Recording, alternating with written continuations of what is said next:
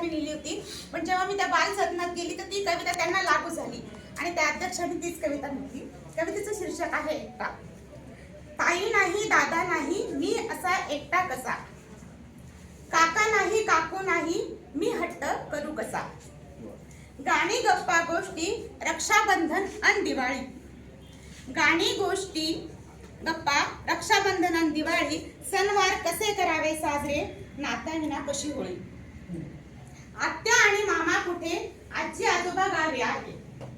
आई आणि पप्पाच नको, सगळे नाते मला हवे आहे.